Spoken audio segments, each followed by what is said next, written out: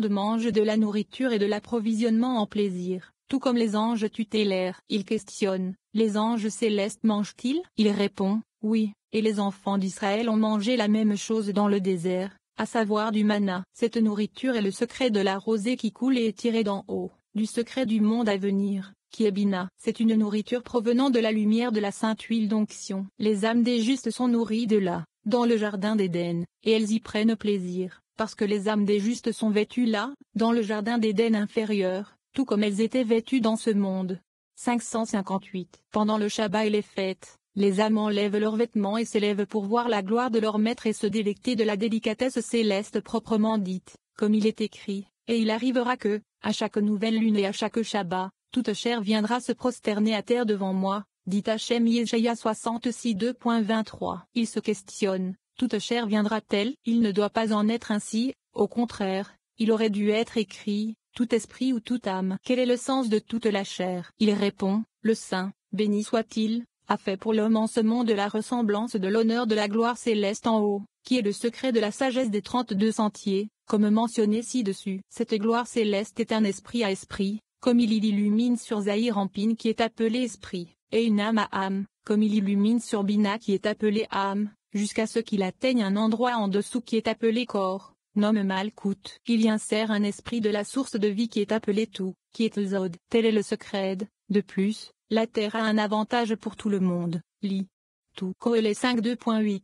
Tout est un esprit pour ce corps. 559. De même, l'homme en ce monde est un corps et l'esprit qui le gouverne ressemble à cet esprit surnaturel appelé tout qui gouverne le corps d'en haut, qui est Malkout. Cet esprit, qui est dans le corps de l'homme, est appelé toute chair comme il est écrit, toute chair viendra se prosterner à terre devant moi, dit Hachem Kohelé 5.2.8.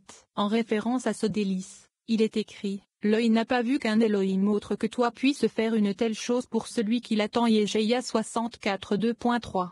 560. Les amis se réjouirent en chemin. Quand ils atteignirent une certaine montagne, Rabbi Shia dit à ce conducteur d'âne, quel est ton nom? Il lui dit, Shannon. Il lui dit, que le Saint, béni soit-il, te fasse grâce, et Yeshonancha, et entende ta voix quand tu as besoin de lui. Rabbi Yossi dit, il est certain que le soleil se couche et qu'au-delà de cette montagne, il y a un village qui porte ton nom, car il s'appelle village de Shannon. Nous y logerons en l'honneur de ton nom. Lorsqu'ils y arrivèrent, ils se rendirent à leur logement et préparèrent devant eux la table avec de nombreuses sortes de nourriture. Rabbi Shia dit, cette table est à l'image du monde à venir, et il nous incombe d'élever cette table et de l'orner de paroles de Torah.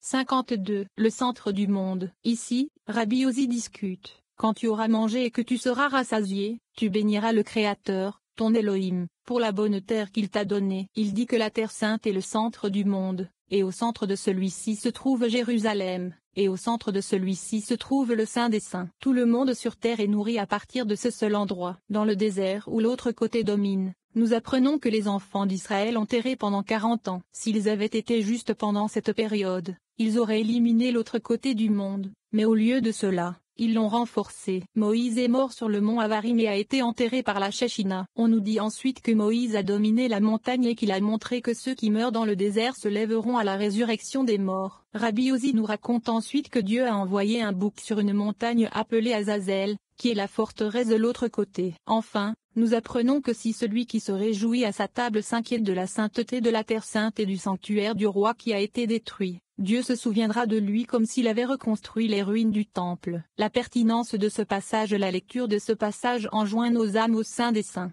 la source et la fontaine de toute nourriture spirituelle. Cette connexion sacrée est essentielle si nous voulons que nos prières soient exaucées, si nous voulons que nos vies soient renouvelées par la passion, la paix, la prospérité et la bénédiction. Le temple est un refuge contre la mort elle-même, tant cette lumière est resplendissante. Ainsi, une étreinte visuelle sincère de ce texte reconstruit le temple spirituel, comme si c'était de nos propres mains. La lumière longtemps cachée commence à briller et la mort meurt. Le mal est anéanti et la bonté remplit la terre. Les morts sont préparés à la résurrection dans un processus qui incarnera la douce miséricorde et le soulagement.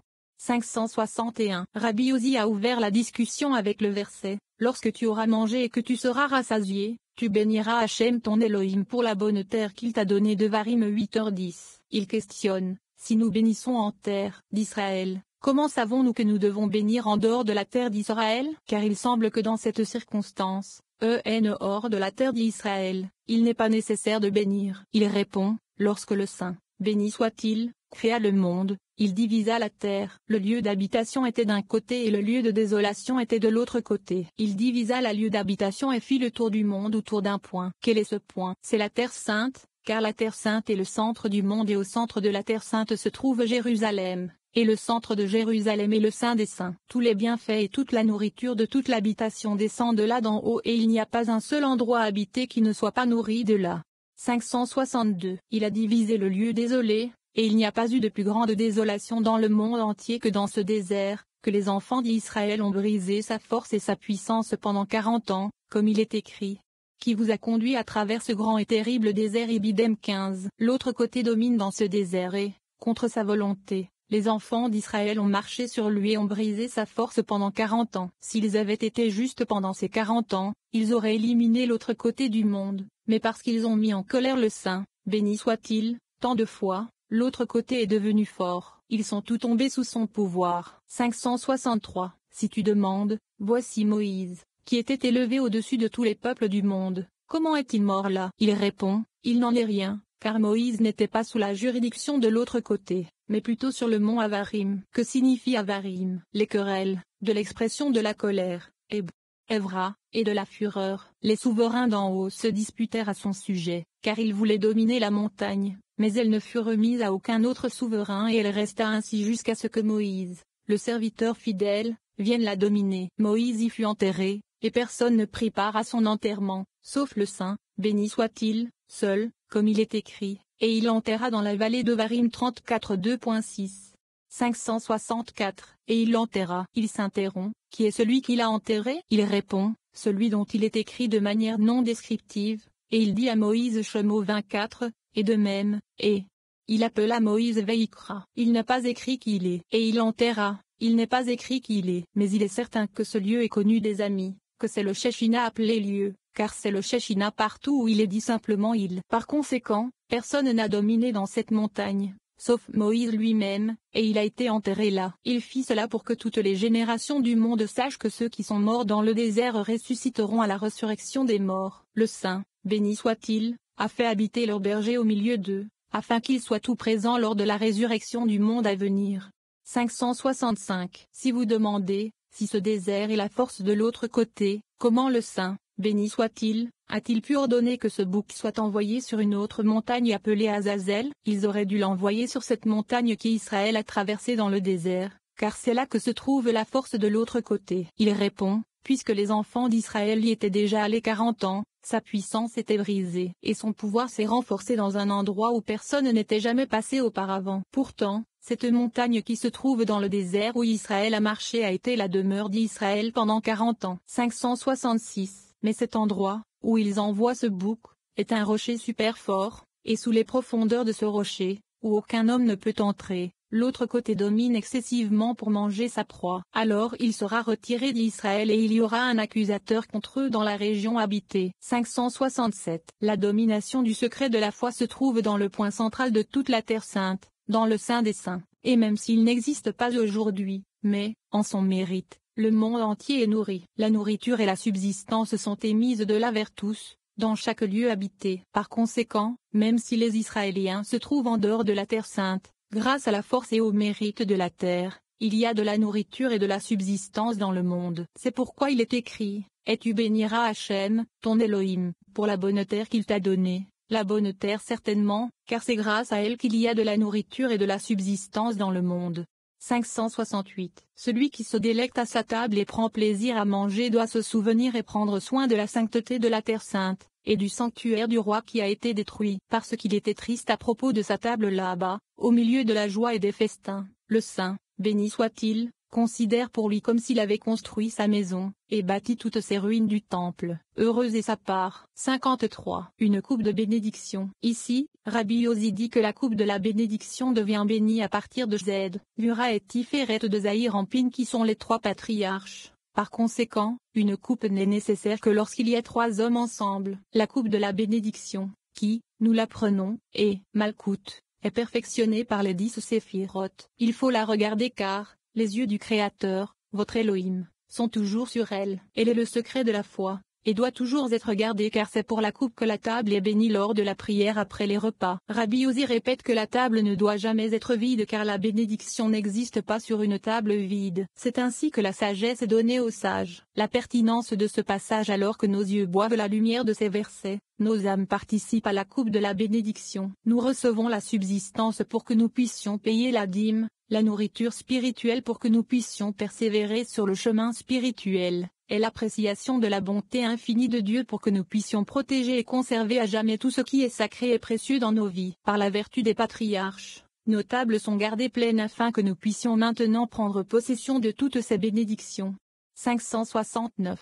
La coupe de la bénédiction n'est utilisée que lorsqu'il y a trois qui en mangent ensemble. Elle est bénie à partir du secret des trois patriarches, car le Malkout, qui est le secret de la coupe de bénédiction, est béni à partir de Zed, Vura et Tiferet de Zahir-Anpin qui sont appelés patriarches. Par conséquent, une coupe n'est nécessaire que lorsqu'il y a trois hommes. On doit donner la coupe de bénédiction avec la main droite et la main gauche, et la recevoir dans les deux, car la Malkout est donnée entre la droite et la gauche de Zahir-Anpin. Ensuite, on ne doit la laisser que dans la main droite, car c'est de là qu'elle est bénie, c'est-à-dire de la lumière des Chassadim qui se trouve à droite de Zahir-Anpin.